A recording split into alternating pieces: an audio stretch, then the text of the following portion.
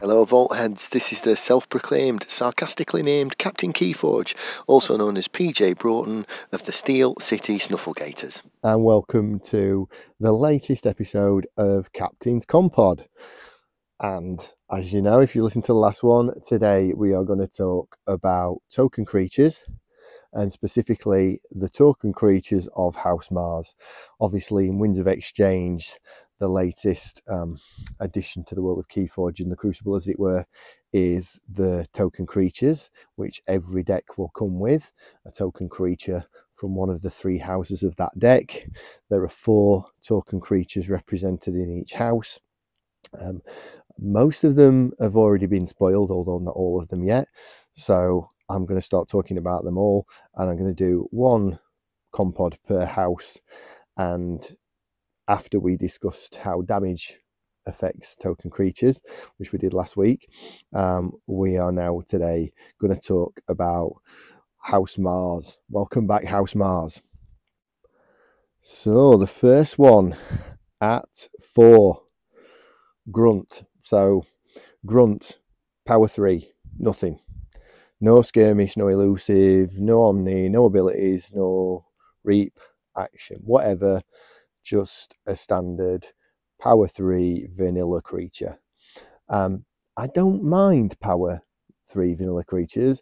I've always said I would, in a lot of cases, rather just have a power 3 nothing creature or a power 4 nothing creature than certain cards.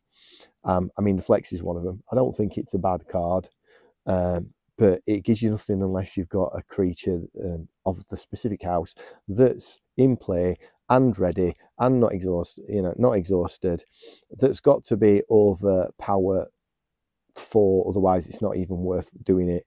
So that's one example. I'm the kind of player, I prefer creatures over actions unless it's a good action. So I don't think it's that bad at power 3. The problem is comparing it to the other 3 Mars creatures. I think they are better than this one, with better abilities or better interactions, or more likely to impact the game. So it's not that I think this guy's bad, because I don't think he's bad. And I've probably looked at some of the other token creatures in the other houses and maybe even gone, that looks a bit worse. Out of the 4 Mars ones, I just think this is going to be the least impactful. I mean, again, when you see someone bring a deck with Grunt in it, and Grunt's going to be, if there's 4 Grunts across from you, you're not going to be worried about them. It's not like seeing 4 Hunting Witches and stuff like that. And again, to be fair, I don't think any of the token creatures are quite up to the level of, say, a Hunting Witch or something like that. But power 3 and it does nothing. It's okay, but it's not exactly massively of concern unless you get flooded with them. Unless your opponent gets out 6 or 7 or 8 of these, only at that stage is a power 3 creature with no special abilities, whether they be passive, reap, fight, omni, action, whatever. You don't feel the need desperately to kill this. So yeah, I don't think it's awful. I wouldn't be horrendously disappointed to see it, but equally as well, it's just a power 3 creature. The only way it's going to be particularly useful is sheer weight of numbers. So yeah, that's the one I've got last out of the 4. Grunt, power 3, Martian, Soldier. I do like the artwork though. I like the artwork. I like his ray gun, his Martian ray gun, and he's clearly in battle, which is suitable for a soldier. So yeah, do like the artwork. So now I've got at 3, and I've got Blob, power 1. Blob cannot reap. Destroyed. Return Blob Hive from your discard pile to your hand. Now this is the linked one, so I'll also mention the card that will always come with Blob. So the card that will always come with Blob is Blob Hive Artifact Omni. Destroy a friendly creature. If you do, make 2 Blobs.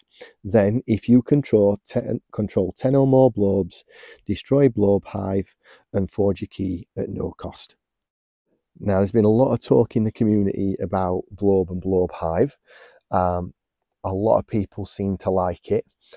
From a gameplay standpoint, and do I think this is fun? yes, I'm actually into the kind of cards like Epic Quest and Dark Discovery and Groundbreaking Discovery. Big effects that are really, really impactful, but that you have to work for. From a gameplay perspective, I love them. They're the kind of things I enjoy playing. They're the kind of things I enjoy pulling off. They're the kind of things I like to see and try and play around and try and prevent. Big fan of them. Why have I got it at 3 though? Why do I think it's only the 3rd best? I think it's going to be really deck dependent. I mean, how good is Key Abduction without Battlefleet or Martian Generosity to go with it? There are certain cards that I've already seen that I think are going to pair with these 2 cards really, really well, make them quite a threat, and anything that lets you forge your key at no cost is great. It really is.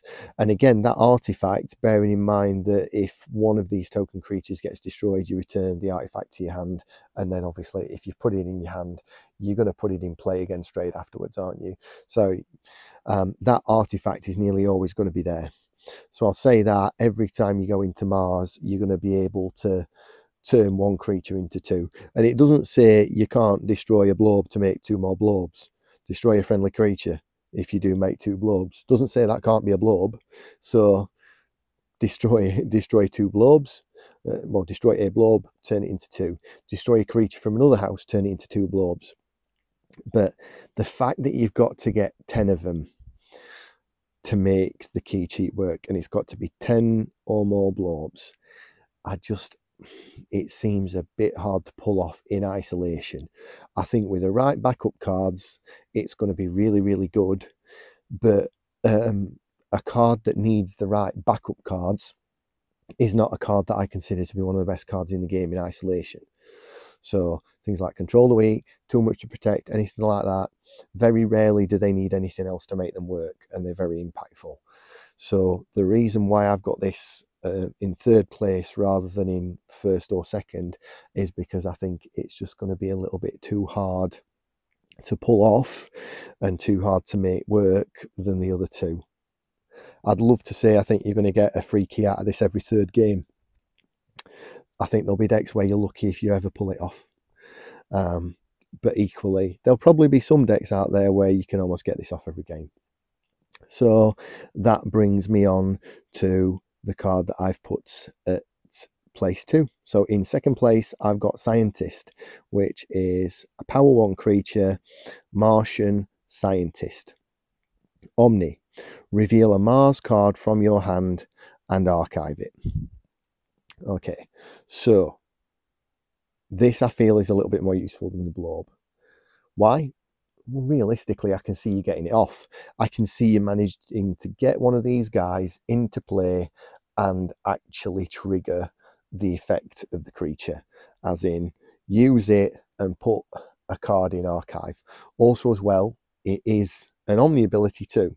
So the other 2 Mars token creatures you could only use on a Mars turn. You can use this every turn. And again, to be fair, if you're using it on a turn that's out of Mars and you're using it to show a Mars card and put it in your Mars archive, brilliant.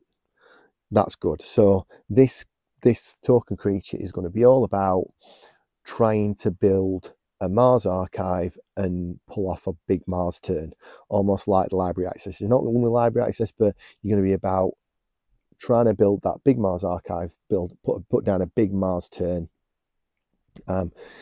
But then also as well, there's a bit of anti-synergy with that, because when are you going to be using Mars then if you're constantly trying to build a big Mars archive? So you're going to need cards out of Mars that are going to make token creatures, because you're going to be wanting to make token creatures in your other 2 houses and use token creatures in your other 2 houses to archive Mars cards and then play the big Mars turn, rather than constantly choosing Mars. And a lot of these token creature decks, I think you're often going to want to keep going back into the house with the token creature. Certainly the blob hive, to make it work, you're going to have to keep going into Mars. to get anything out of the Rebel that we talked about at the beginning. Again, going to need to be going into Mars. Keep going into Mars, keep going back into it. This is a bit of a flip side of it. Avoid Mars, avoid Mars, avoid Mars, then get that big Mars turn off. So I'll say that as well. If you can avoid Mars using 2 of the 3 houses, and if you've got ways to make token creatures in 2 of those 3 houses, you know, that are not Mars, so if your other 2 houses can make token creatures, I think you're going to have a much better time with this card and be able to get something out of it, use it. But I can just see it working better than the other 2 that I've already talked about.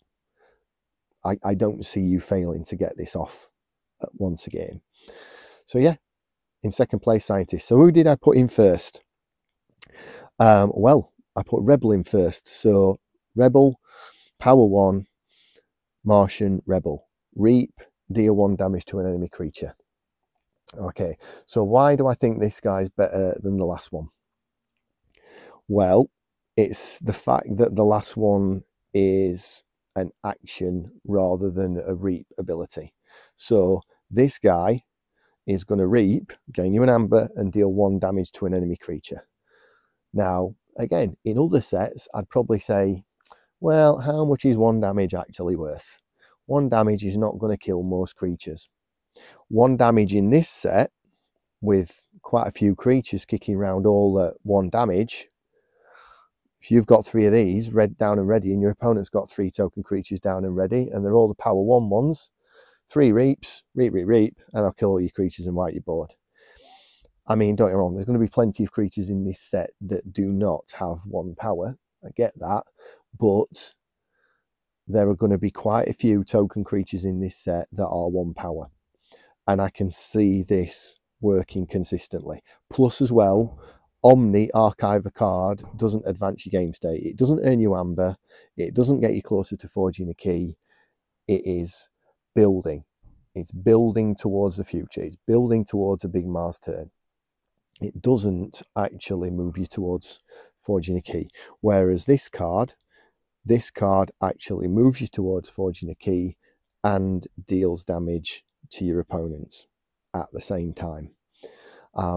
I did talk about power levels on the last episode, and yet I said I think the power levels are important. I would normally have a vanilla 3 over a vanilla 1, but this guy's not a vanilla 1. It's reap, deal damage, and it's reap, deal damage to what could be one of the key elements of this set, as in possibly going to be enough to kill an enemy token creature. So if you've got a guy reap, kill an enemy token creature, I think it's good. It's advancing your board state, dealing damage to your opponent's board, possibly enough to destroy the key element of their board, as in token creatures, because the token creatures in this set possibly could be the key element in an awful lot of decks. So yeah, Rebel, power 1, reap, deal 1 damage to a creature. He is my top pick of the Martian token creatures. So yeah, that's what I've gone with. I will be interested to hear people's thoughts on Facebook, Twitter, Discord, email. Please feel free to tell me where you think I'm right, where you think I'm wrong, why you think I'm right, why you think I'm wrong. Love to hear it, love to talk about it and discuss it. Always find that of interest. I am going to do this with every house. It's probably going to be Equidon next, because again, all 4 of those have been revealed at this time, so it's going to be easy for me to do that. But as all the cards get revealed, I will go through every house and do a video like this for every house, and hopefully by the time we've got to KeyForge Celebration, actually probably then all the cards will be out, even if the community are the ones who put them out, as it were. So yeah, thank you for coming and joining me on another episode of Captain's Commpod. I appreciate it. Feel free to like, subscribe, comment, get in touch via all the things I mentioned earlier, Facebook, Twitter, email. Love to hear it, love to talk to you all. I will be back again next week, and as ever, may the forge be with you.